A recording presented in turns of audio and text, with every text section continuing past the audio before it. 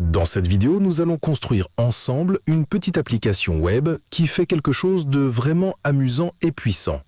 Générer automatiquement une image pour chaque ligne d'un fichier texte. Imaginez, vous écrivez un script dans lequel chaque phrase décrit une scène et notre application transforme ces descriptions en images en les téléchargeant, en les enregistrant et en les affichant dans votre navigateur. Commençons par visualiser notre objectif. L'utilisateur ouvre une page web, il voit un bouton « Générer les images ». Il clique dessus. En coulisses, l'application lit un fichier texte script.txt où chaque ligne est une description. Pour chaque ligne, on envoie une requête à Polynations qui nous renvoie une image correspondante. On enregistre ces images dans un dossier output/images et on les affiche directement dans la page. Simple à utiliser, mais terriblement efficace. Voyons comment ça fonctionne dans le détail. On commence par importer les modules nécessaires. OS pour gérer les chemins de fichiers, Request pour envoyer une requête HTTP à Polynations, Bytes.io pour manipuler les images reçues en mémoire, Image de la bibliothèque PIL pour ouvrir et sauvegarder les images, TDQM pour avoir une jolie barre de progression dans le terminal pendant le téléchargement, et bien sûr les modules FastAPI et Request pour notre application web, Static Files pour servir nos fichiers statiques et Jinja2 Templates pour nos pages HTML.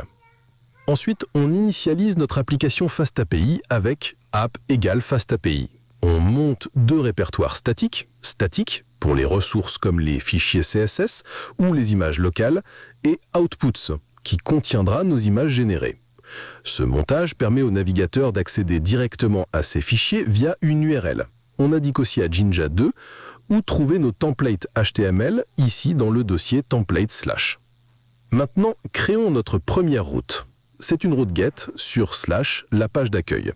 Elle affiche notre fichier index.html avec quelques variables vides. Pas de texte, pas d'image au chargement initial. L'idée est que la page reste simple tant que l'utilisateur n'a pas cliqué sur le bouton.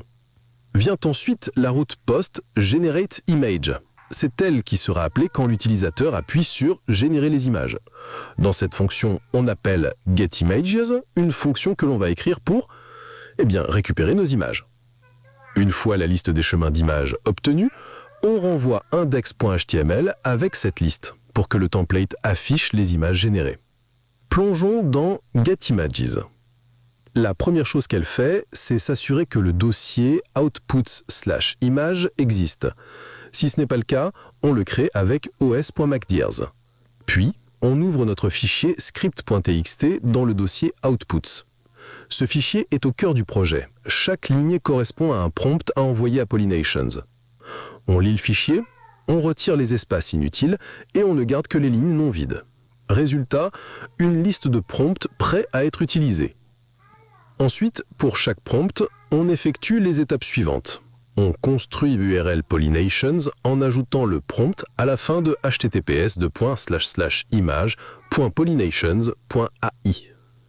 On envoie une requête GET à cette URL. Si tout se passe bien, Polynations nous renvoie une image brute.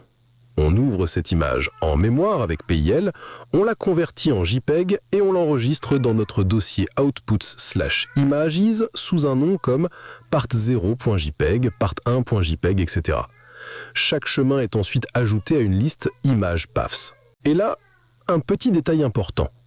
On encadre cette opération dans un try except. Pourquoi?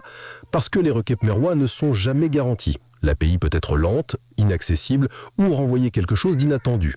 Avec cette gestion d'erreurs, si une image échoue à se télécharger, l'application continue quand même avec les suivantes et on reçoit un message d'erreur clair dans le terminal. Une fois toutes les images traitées, getImages renvoie la liste des chemins et grâce au montage du dossier Outputs dans FastAPI, ces chemins sont directement accessibles depuis le navigateur. Passons au fichier index.html. L'interface est volontairement simple. Un formulaire avec un bouton « Générer les images ». Quand on clique, le formulaire envoie une requête POST vers GenerateImage.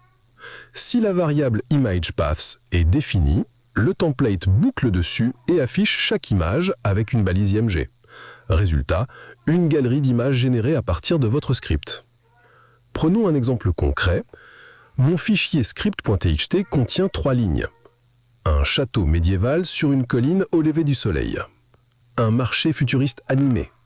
Un dragon de glace dans une grotte. Je lance mon serveur FastAPI, j'ouvre la page, je clique sur le bouton.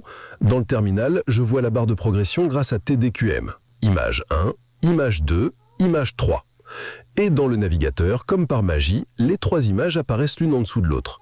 Chacune correspond fidèlement à la description donnée.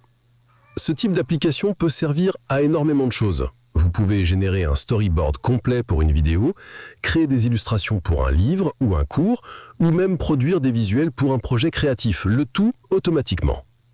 Et le plus beau, c'est que la complexité technique reste faible. FastAPI gère la partie serveur et interface, Polynations se charge de l'intelligence visuelle, et nous, on orchestre simplement tout ça. Alors pour résumer, on a vu comment lire un fichier texte ligne par ligne, comment utiliser Polynations pour générer des images, comment les enregistrer localement et comment les afficher dans une page web. Avec seulement quelques dizaines de lignes de code, on obtient un outil créatif prêt à l'emploi. Maintenant, la question est simple. Qu'allez-vous écrire dans votre script.txt ?